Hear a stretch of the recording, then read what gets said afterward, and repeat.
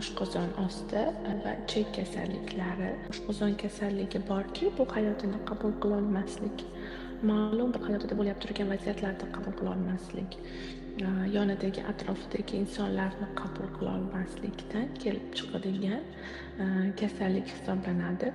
Va ichak kasalliklari ham shu o'ziga berilgan hayotni qabul qilolmaslik, o'zini baxtsiz deb bilish, doimo baxtsiz deb bilish, bu hayotga oshiqchalik, bu hayotga bekor kelganman, bekor bo'lgan degan o'y-xayollar tufayli bu kasallik yuzaga keladi.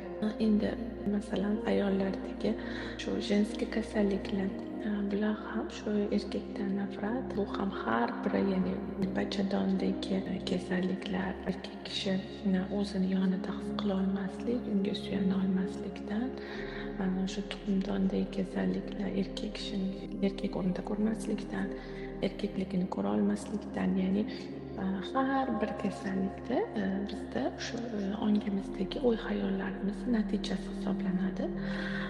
Va undan tashqari ma'lum bir kasalliklar borki, bu ajdodimizda, ya'ni men hozir aytib o'tgan kasalliklar, demak, bu insonni o'ziga va o'zidagi o'y-xayollariga va yashab turgan xarakteristikasiga bog'liq hisoblanadi. Bundan tashqari shunaqangi kasalliklar borki, butun ajdodda bor bu kasallik. Demak, ajdod hal qilolmagan programmalari, ajdod o'tolmagan programmalari asosida beriladigan kasalliklar. Demak, kimda shu ajdodini kasalligi berilyapti turgan bo'lsa, rod hal qilmagan, ajdod hal qilmagan va ruh sifatida, ya'ni kimga berilingan bo'lsa, bu ruhga, ya'ni ajdodda butun shu kasalligini yakunlash savoli berilinganki, bu kasallik berilingan hisoblanadi.